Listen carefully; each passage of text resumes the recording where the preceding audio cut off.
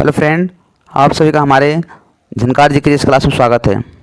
आज हम लोग साइंस का महत्वपूर्ण प्रश्न जैव प्रक्रम, जो कि क्लास 10 के लिए अति महत्वपूर्ण क्वेश्चन है, इसके साथ साथ और भी बहुत सारे एग्जाम में इस सारे प्रश्न पूछे जाते हैं।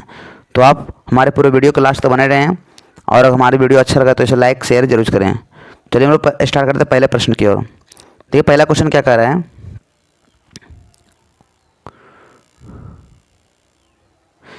पहला क्वेश्चन है कि पौधों में वाष्पोत्सर्जन किस भाग में होता है, यानी पौधों में जो वाष्पोत्सर्जन जो होता है वह किस भाग में होता है बताना है। तो ये देखिए, ये जड़ में होता है, तना में होता है, पत्ती में होता है या फूल में होता है। तो देखिए पौधों में जो वाष्पोत्सर्जन किस में होती है, तो ये पत्ता में होता है, याद रखना है। लिप्स में क्या होती है, वाष्पोत्सर्जन की प्रक्रिया होती है। तो इस प्रश्न का सही जवाब क्या होगा, ऑप्शन नंबर सी होगा।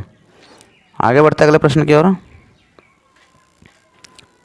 देखिए अगला क्वेश्चन क्या कर रहा है, मानव रक्त में उपस्थित यूरिया की सामान्य मात्रा कितनी होती है।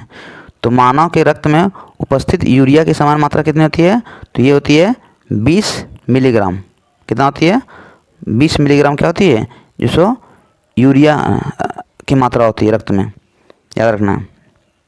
इसी कारण क्या होती है, ये हमारे यूरिन का क्या होती है, तीक्ष्ण गंध होती है, याद रखना। आगे बढ़ते अगले प्रश्न की ओर।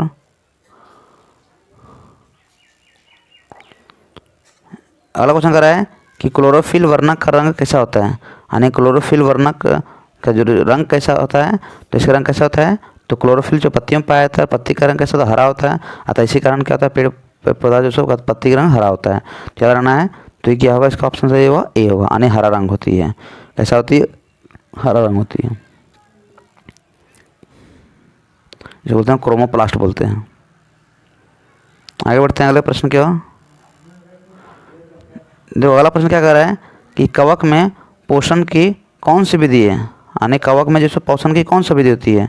तो कौन सा विधि थी कवक में, तो कवक क्या है कि ये अनिमृत जीवी, अनिमृत जीवी नहीं है, अनिमृत जीवी के द्वारा क्या करते हैं, अपने भोजन क्या करती है, प्रदान करती है, याद रहना है। तो क्या होगा, इसका सही जवाब ऑप्शन नंबर बी हो जाएगा। जबकि ए क्या स्वपोषी, तो स्वपोषी कौन करती है, पेड़ पौधा अपना भोजन कैसे प्राप्त करती है, तो ये स्वपोषी अपना भोजन खुद बनाती है।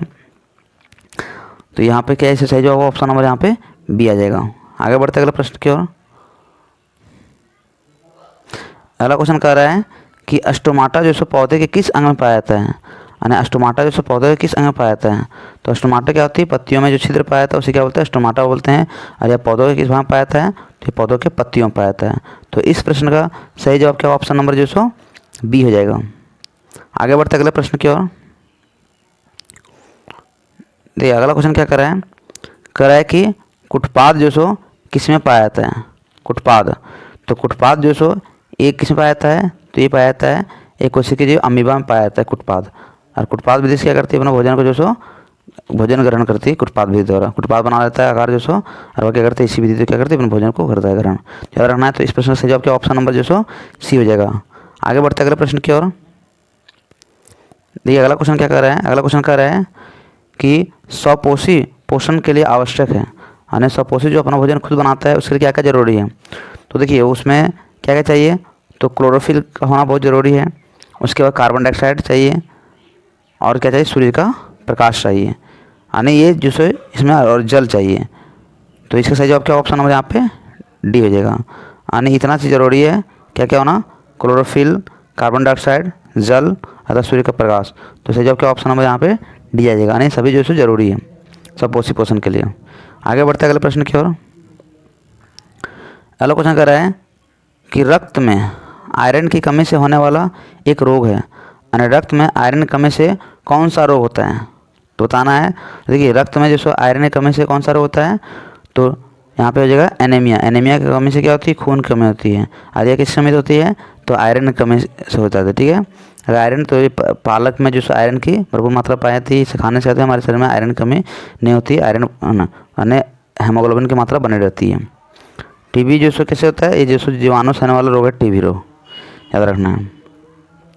रक्तदाब अधिक हो जाता है, जिससे भी नुकसान है। उच्च रक्तचाप होने से क्या होती है, हमारे शरीर में हार्ट की समस्या हो सकती है, ब्रेन हेमरेज शिकायत हो सकती है। तो ये सब सारा समस्या है, इसके साथ किडनी भी खराब होने की संभावना ज़्यादा होती है, याद रखना है। आगे बढ़ते अगले प्रश्न की ओर। देखिए अगला क्वेश्चन क्या कह रहा है कि दही के जमने में निम्नलिखित में से कौन सी क्रिया होती है। दही जमती है, इनमें से कौन सी प्रक्रिया होती है बताना है। देखिए दही जमने के लिए कौन सी प्रक्रिया होती है, तो किण्वन विधि होती है। किण्वन विधि द्वारा क्या होती है, दही जमती है। तो इस प्रश्न का सही जवाब क्या, ऑप्शन नंबर जो सो यहाँ पे सी हो जाएगा। आगे बढ़ते अगले प्रश्न की ओर। देखिए अगला प्रश्न क्या कर रहा है कोशिका झिल्ली किस प्रकार की झिल्ली है बताना है। देखिए कोशिका झिल्ली कैसे झिल्ली है, तो यह जो क्या है एक अर्धपारगमय झिल्ली है।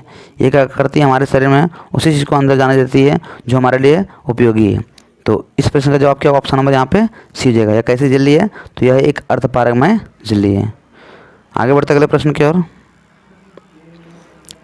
देखिए अगला क्वेश्चन क्या कर रहा है कि पादप में जाइलम उत्तरदायी है, यानी जाइलम जो सो किस लिए उत्तरदायी है, तो पादप में जो सो जाइलम की क्या करती है, तो जाइलम जो सो क्या करती है जड़ से जो सो मिट्टी से है ना, जड़ के द्वारा क्या करती है जल का जो सो वहन करती है और इसे जो सो क्या करती है कहाँ भेज देती है, तो ये पत्तियों में भेज देती है। यहाँ पे प्रकाश संश्लेषण घटना होती है और वहाँ के द्वारा जो सो फ्लोएम उत्तर के द्वारा क्या करती है इसे पूरे शरीर में फैला दिया जाता है। तो इस प्रश्न का सही जवाब क्या, ऑप्शन नंबर यहाँ पे ए हो जाएगा। आगे बढ़ते हैं, जो कि यहीं आएगा भोजन का अंतर्ग्रहण और अमीनो अम्ल का जो सो वहन ये किसके द्वारा होती है, तो ये जो सो फ्लोएम उत्तर के द्वारा होता है। देखिए अगला क्वेश्चन क्या कर रहा है कि इनमें कौन प्रकाश संश्लेषी अंग है। तो देखिए प्रकाश संश्लेषी अंग इसमें से कौन सा है, तो ये हो जाएगा हरित लवक, यानी क्लोरोफिल क्या है, तो यह एक प्रकाश संश्लेषी अंग है, याद रखना है। आगे बढ़ते अगले प्रश्न क्या हो। देखिए अगला क्वेश्चन क्या कर रहा है, अगला क्वेश्चन कर रहा है यहाँ पे कि शरीर में भोजन का पचना किस प्रकार की अभिक्रिया है। तो शरीर में जो भोजन का पचना कैसी प्रक्रिया है, तो यह एक क्या है ऑक्सीकरण अभिक्रिया है, याद रखना है। तो इस प्रश्न का सही जवाब क्या, ऑप्शन नंबर जो सो बी जाएगा। यानी भोजन का पचना कौन सा अभिक्रिया है, तो यह ऑक्सीकरण अभिक्रिया है। आगे बढ़ते अगले प्रश्न की ओर। देखिए अगला प्रश्न क्या कर रहा है जठर ग्रंथियाँ कहाँ पाई जाती हैं, यानी जठर ग्रंथियाँ जो सो कहाँ पाई जाती है बताना है। तो जठर ग्रंथि कहाँ पाई जाती है, तो ये जो सो कहाँ पाई जाती है, हमारे अमाशय में पाया जाता है। अमाशय में क्या पाया जाता है, जठर ग्रंथियाँ पाई जाती है। इसके द्वारा क्या क्या निकलती है, जठर ग्रंथियों से क्या निकलती है, HCl हार्मोन निकलती है। इसके अलावा जो क्या निकलती है, तो जो सो पेप्सिन नामक जो सो हार्मोन निकलती है, जो क्या करती है ना हमारे जो सो भोजन को पचाने का काम करती है। उसमें जो भी कार्बोहाइड्रेट होता है उसको जो सो पाचित करती है। अमाशय में जो सो कार्बोहाइड्रेट का पाचन होता है। इसके अलावा प्रोटीन का भी पाचन होता है। प्रोटीन का पूर्ण पाचन कहाँ होती है, तो जिसको हमारे छोटी आंत में होती है, याद रखना। और एसिड का काम करती है, ये जिसको भोजन को अम्लीय बनाती है और जीवाणु विषाणु को मारने का काम करती है। आगे बढ़ते अगले प्रश्न की ओर। अगला क्वेश्चन क्या कर रहा है इनमें से किसके द्वारा अमीबा में भोजन का है ना अंतर्ग्रहण होता है। तो अमीबा में जो भोजन का अंतर्ग्रहण होता है किसके द्वारा होता है, तो इसको क्या करती है कुटपाद विधि के द्वारा क्या करती है, वो भोजन का जो सो अंतर्ग्रहण करती है। तो इस प्रश्न का सही जवाब क्या, ऑप्शन नंबर जो सो यहाँ ए आ जाएगा। आगे बढ़ते अगले प्रश्न की ओर। देखिए अगला क्वेश्चन कह रहा है कि रक्त में हल्के पीले रंग के चिपचिपे द्रव्य को क्या कहते हैं। तो रक्त में जो सो हल्का पीला रंग होता है उसे क्या बोलते हैं हम लोग, तो उसे बोलते हैं प्लाज्मा। ये प्लाज्मा जो सो क्या रक्त में पाया, तो जो कैसा होता है हल्का पीले रंग का होती है, याद रखना है। आगे बढ़ते अगले प्रश्न क्या हो। तो है ना फ्रेंड, आशा और विश्वास करते हैं कि आप सभी को हमारी वीडियो अच्छा लगा होगा, और हमारी वीडियो अच्छा लगा होगा तो इसे एक लाइक जरूर करें, शेयर करें, ताकि आप सभी को इस तरह का डेली वीडियो मिलती रहे। थैंक यू, धन्यवाद।